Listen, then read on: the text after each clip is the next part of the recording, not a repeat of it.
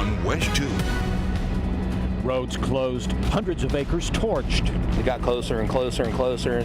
One of Volusia County's main arteries shut down by flames, the latest on the firefight here. And she was like, stop, stop. And her car continued just to keep going. A West 2 News exclusive. We talked to the witness who helped track down the driver suspected in a crossing guard hit and run. That guy got shot. He got shot. And breaking news, a shooting at a subway in an area no stranger to tragedy. West 2 News at 11 starts right now. And we start with that breaking news. The search is on for two robbers who shot someone right across the street from the Pulse nightclub. One man was taken to the hospital. Orange Avenue near Cayley Street was just lit up tonight with police lights and crime scene tape once again. West 2's Matt Lapoli is live at the subway there. And Matt, how is the victim doing tonight?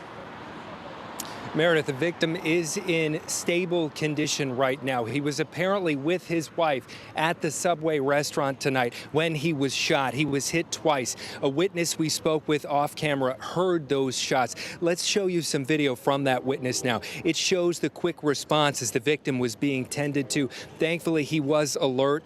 This video is at times graphic, so we are going to be as careful as we can not to show you those parts. Rescuers took him to the hospital in stable condition. His wife, who was here with him, was not hurt. Police tell us the shooting stemmed from a robbery attempt. Apparently, the couple was targeted. It happened right in the parking lot of the Subway restaurant. Orlando police tell us there were two suspects involved. Officers describe one as a thin white male in his 20s, and the other, who was the shooter, is described as a black male in his 20s wearing a white shirt with a tan or camouflage shorts with long hair. Orlando police are still looking for those two men. They're asking anyone with any information to contact them or, of course, call Crime Line. That number, 1-800-423-TIPS. We're live in Orlando tonight. Matt Lapoli, West 2 News. In less than an hour, a burn ban goes into effect in Volusia County. It comes as firefighters from all over are working late into the night to prevent traffic headaches in the morning. State Road 44 has been shut down for hours now in DeLand because of the flames. West 2's Robert Lowe updates us on the progress to get the road reopened. Good evening. Troopers are rerouting drivers here along State Road 44 near the Volusia County Fairgrounds, and just past the roadblock, crews are continuing to contain what's been a very fast-moving fire. Growing 10 times bigger in 2 hours, it's an all-out firefight in Volusia County. Local, state, and federal agencies attacking the flames in the air and on the ground, as more than a dozen dozer plow units work to carve fire lines. Winds force the flames to spread quickly. Tonight, 250 acres are destroyed throughout the Longleaf Pine Preserve. Crews working on the inside to contain the fire say it won't stretch out any farther. With poor visibility, both sides of busy State Road 44 are shut down between Damascus Road and Pioneer Trail. While this area is extremely rural and no homes are in danger, the biggest threat right now is how close this blaze is burning to the power lines. This one's pretty close. Living in Volusia County for nearly 2 decades, Tim McLaughlin knows brush fires spark this time of year. But this is one of the worst he's ever witnessed. And then it got closer and closer and closer, and was kind of alarmed when she saw it at the end of our road. So it was kind of an eye-opener for her. So as this fire continues to burn, Volusia County is the latest in Central Florida to issue a burn ban. Tonight, firefighters will mop up hot spots and put out potential flare-ups to ensure this wildfire stops wreaking havoc. The burn ban will go into effect at midnight. Right now, we've learned this fire is now 75% contained. It's expected State Road 44 between Damascus Road and Pioneer Trail will reopen around 6 in the morning. Reporting in Volusia County, Robert Lowe, West 2 News. We will continue to monitor the road situation throughout the night. Look for updates on West 2 News Sunrise starting at 4:30 a.m. Our morning team will show you how to get around the road closure, and you can always get the latest on WESH.com and the West 2 mobile app. First Alert Chief Meteorologist Tony Manolfi spent most of the day tracking the winds around that Volusia County brush fire. Tony, the fire danger index will remain high, and we get a dose of high heat and breezy conditions in the afternoon. Yeah, those two key components right there, Jim, are what we're going to be watching for the firefighters tomorrow. As you just mentioned, now look at all the orange and the red. High to very high fire dangers across 9 of our 10 counties, and even up there in Flagler County, you got to be very, very careful. So let's highlight that heat. That's the first element there we're going to be watching very carefully tomorrow. Mid and upper 90s, I-4, up and down I-4 and points west, including the DeLanda area. Right there along the coast, going to be running upper 80s, low 90s. But here's the other thing we're going to have to watch. By early afternoon now, notice how the winds begin to pick on up. 15 to about 20 miles an hour. Then things will begin to subside just like they did tonight after about 8, 9 o'clock. So we're watching the heat and we're watching the winds for those 32 fires here across Central Florida. Coming up here in just a couple minutes to let you know when some much needed rain may actually fall right here in Central Florida. Guys, back to you in the studio. Tony, thanks. There's a big hole in the median on one of the busiest sections of I-4 in Central Florida, and now crews are working to see if it's a threat to the whole highway. It's a little tough to see, but it's right in the middle of your screen. A live look at the work being done right now in the median, just south of Walt Disney World near mile marker 61 in Osceola County. That hole appeared around 6 o'clock this evening, but they've yet to confirm if this is a sinkhole and whether it might be growing. Regardless of the cause, this could be a problem for drivers in a traffic trouble spot in the coming days. New on West 2, a suspected serial car burglar is quick to take the bait. Orlando police say that they set up a camera in this vehicle in a downtown garage after a string of break-ins. Within 30 minutes, police say Wayne Barlow was rifling through, searching for the goods. And with this clear video of his face, police were able to easily track him down. Detectives think that he has broken into around 20 other cars. Tomorrow, a man goes to court accused in a black market bust in the middle of a Sanford park. DEA agents arrested Sean O'Neill on multiple federal charges for allegedly selling weapons and drugs. The deals went down near a church and Midway Elementary School. DEA agents worked with Sanford police for months investigating this case, taking O'Neill into custody after he tried to get away in his SUV, but officers blocked him in. New details. A veteran Lake County deputy has turned himself in along with his badge. Eustis police say that Mark Nutilla flipped his Jeep on Sunday, tossing out his passenger. The Jeep landed right side up, and moments later, police say that Nutilla just kept on driving. Well, shortly after, a woman says that he crashed into her boat and almost into her bedroom. Tonight, Nutilla gave himself up and has resigned. We're working to find out what he will be charged with. West 2 is there as a woman is taken to jail accused of hitting a school crossing guard and taking off. The victim is being called a hero tonight because she pushed a child out of harm's way. Yeah, all of this happening in a neighborhood where everyone looks out for each other. Only West 2 Summer Knowles spoke to the witness who helped police make the arrest. Dedicated and brave is how parents are now describing this school crossing guard at the corner of Kennedy and Wymore in Eatonville, because less than 8 hours after being hit by a car while helping students cross the street Thursday morning, she was back on the job at the same intersection helping students once again, even though the driver who hit her kept on going and had not been caught yet. Good, she should get an award for that's brave. This local mother who didn't want to be identified says she saw the whole thing happen and stopped to help. And she was like, stop, stop. And the car continued just to keep going. And as I got out the car to try to get the license plate number, the person looked like they were stopping, but then she zoomed off. And with the help of multiple witnesses, roughly 10 hours after the incident, Eatonville police made an arrest. And West 2 was there as 36-year-old LaShawna Quinn was being taken to the county jail. Miss Quinn, can you tell us, did you know that there was a crossing guard there? Did you know you were in a school zone? Miss Quinn, anything you want to say to the crossing guard? Got my face. Do you wish you would have stopped? Bye, bye. Damn it. Quinn is now charged with aggravated battery with the motor vehicle, failing to stop at the scene of an accident with injury, which is a felony, and driving with a suspended license, which detectives say they believe may have been why she didn't stop. Summer Knowles, West 2 News. A middle school student is busted for a backpack bake sale. Orange County deputies say she was selling brownies and cookies laced with marijuana. The 14-year-old was arrested at Conway Middle School. Deputies spoke with a long list of her student customers. None of them got sick. Deputies say her backpack reeked of pot. She faces charges of selling drugs. New details about the final moments of Orlando police officer Deborah Clayton's life. Today, West 2 spoke to a woman who rushed to her side after she was shot in a Walmart parking lot. I saw Miss Deborah fall, and he just kept shooting her while she was on the ground. Monica Prigion says that she had just gotten off work on January 9th from the Princeton Street Walmart. She says that she watched Markeith Lloyd shoot Officer Clayton right after she called for backup. She says that she sprinted across the parking lot to help while Markeith Lloyd calmly got into his car and drove away.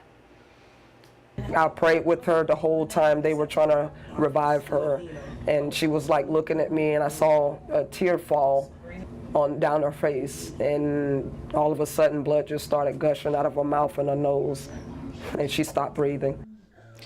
Pridgeon says that she has transferred stores because she cannot stand to be reminded of the tragedy.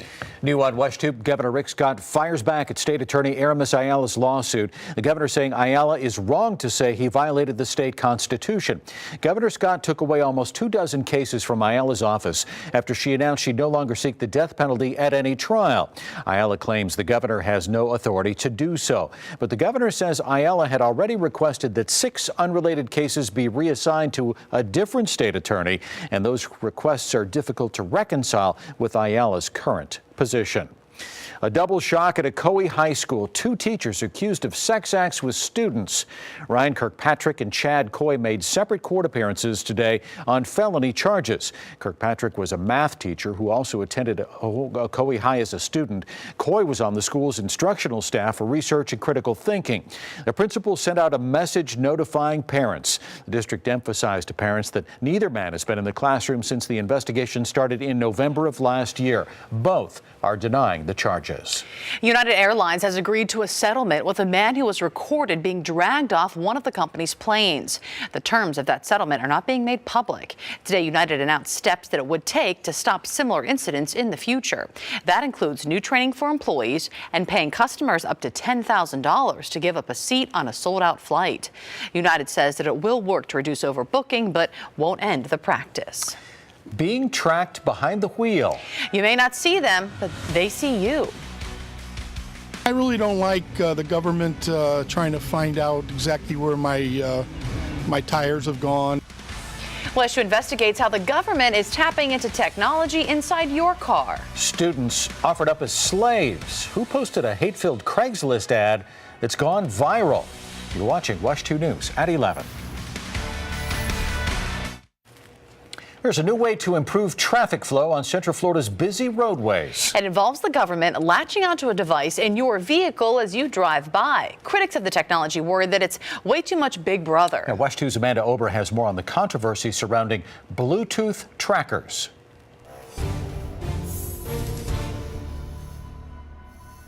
As you're out driving on Central Florida roads, at some point you will be seen by a traffic camera. But there's another way you're being tracked that might surprise you. All over Central Florida, devices like the box mounted on top of this pole allow the government to connect inside your car to anything you have that's Bluetooth. The devices are called Bluetooth trackers, and you may not notice them, but they notice you.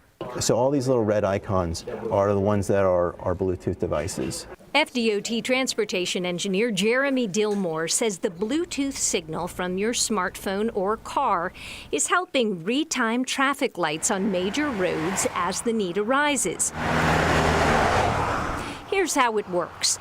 The trackers read the identification number of any activated Bluetooth device in cars that pass by.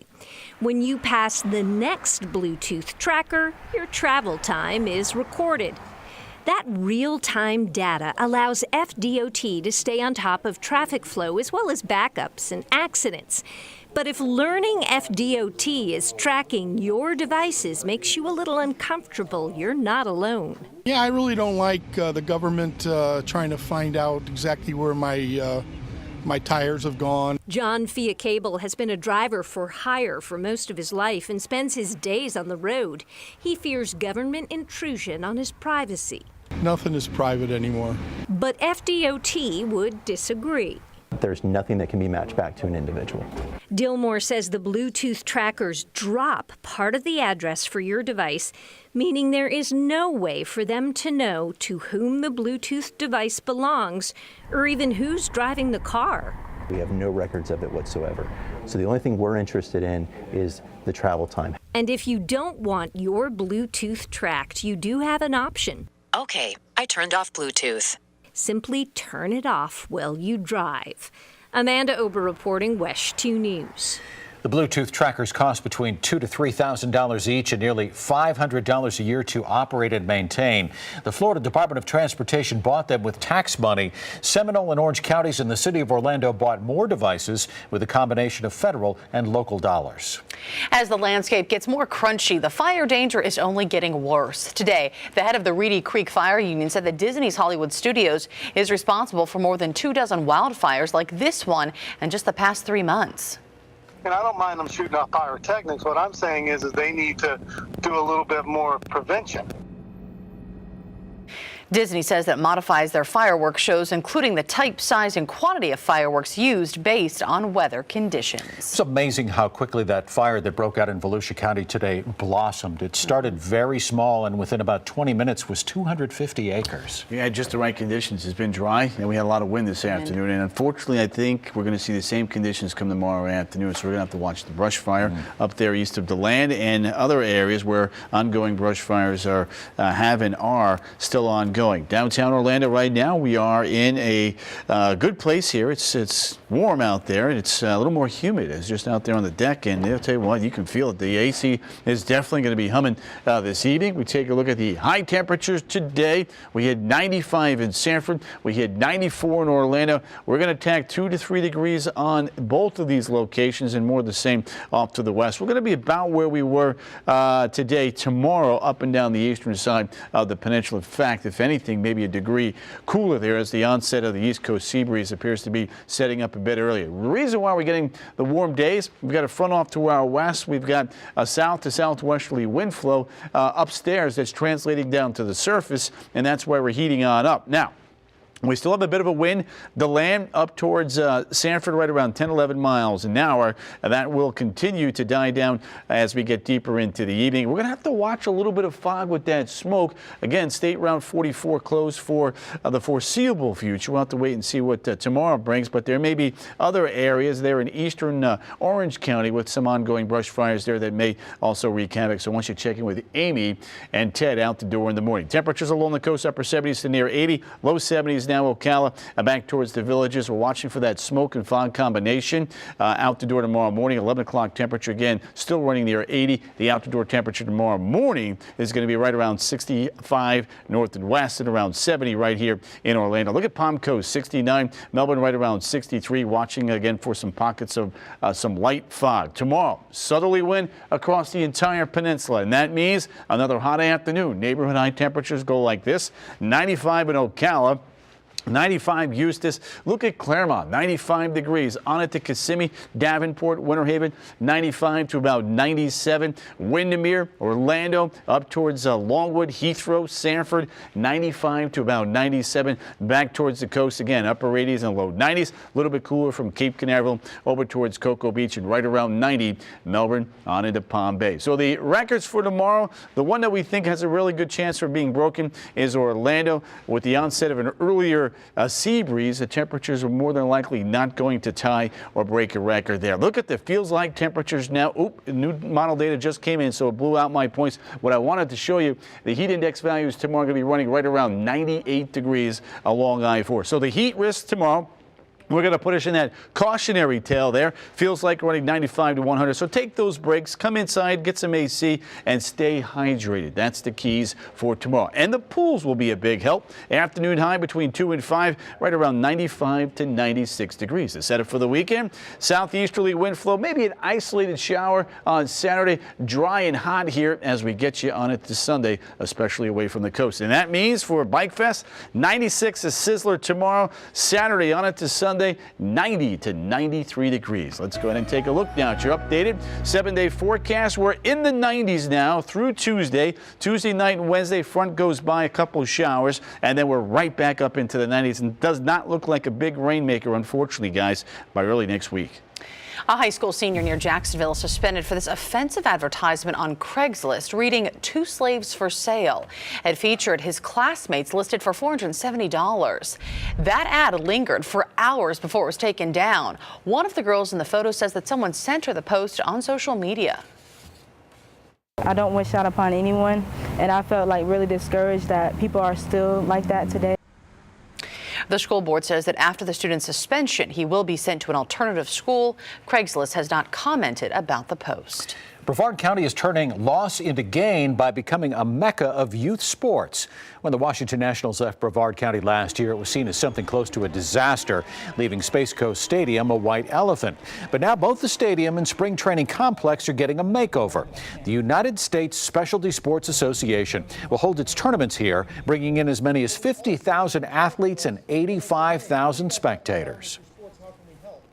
They will pack and bring more people to Brevard County than any major league team has ever done. It's no comparison. The new complex will have 2 stadiums and 15 fields for players and families covering 85 acres. It'll be the home of a professional fast-pitch softball team. Looks pretty impressive. Cool. Well, it's a big night in Philadelphia for NFL fans. That's the stuff preseason football dreams are made of. NFL Draft Night. That's right, Jim. Tampa Bay and Miami with the 19th and 27th pick, respectively, but the Jaguars would pick much earlier at the 4th position. LSU's Leonard Fournette is headed to Duval, while his biggest fan may be Blake Bortles right about now. That's next in sports.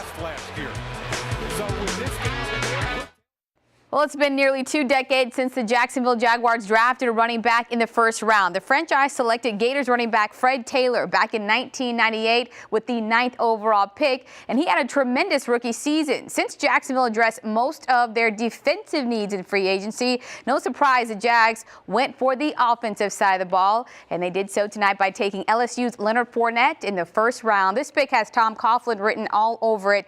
He loves that old school running back with playmaking ability to join an already solid running back room that includes TJ Yeldon and Chris Ivory. Fournette ran for more than 3,800 yards and 40 TDs in 3 seasons in Baton Rouge, despite missing 5 games with an ankle injury in 2016. His presence should take some pressure off of quarterback Blake Bortles and the Big Cats' struggling passing game. From a Tiger to a Jaguar, Fournette is thrilled to help the Jags avoid a 7th straight losing season. Man, it feels great, man. I know coach is all about the winning. You know, all about team. That's what I grew up on, and can't wait to get there. Joining Jameis Winston and the Buccaneers is Alabama tight end O.J. Howard. Bucs selected him 19th overall for his size, speed, and explosive change of direction ability. He wasn't super productive during his 4-year career at Alabama, catching 83 passes for nearly 1,200 yards and 5 scores in his past 2 seasons in college. But Howard will add a dynamic weapon to the Bucs depth chart, joining a group of receivers that includes Mike Evans, Deshaun Jackson, and Cameron Bate. The Finns, you ask, where'd they pick? Who'd they pick? They selected a pass rusher with their first-round draft pick. Charles Harris out of Missouri is headed to South Beach. His speed off the edge made him an attractive choice for Miami. He had 7 sacks in 2015 and 9 last year. Harris joins a defense that allowed a franchise record 6,122 yards last season, even though Miami made the playoffs for the first time since 2008. That's it for sports, everybody. We'll be right back. All right, one thing we're going to watch tomorrow morning is this smoke and fog combination potentially setting up along 44 and I-4. Let's take a look at that forecast for the youngsters at the bus stops. Muggy, 73, afternoon high temperature at about 3:30, 4 o'clock, around 94. In case you missed that extended 7-day forecast, it is all about the heat here over the next couple of days. In fact, there we go. I was wondering if it was going to move there on it. There we go. Buses moving along, kicking it out. 90s through Tuesday. A couple of isolated showers on Wednesday, briefly back into the upper 80s. We'll get you some batteries for that clicker. Yeah, that's our report for tonight. You can get WESH 2 News whenever you want at WESH.com or the WESH 2 mobile app. Our next newscast is at 4:30 a.m. with the Sunrise team. We hope you'll join us again tomorrow night.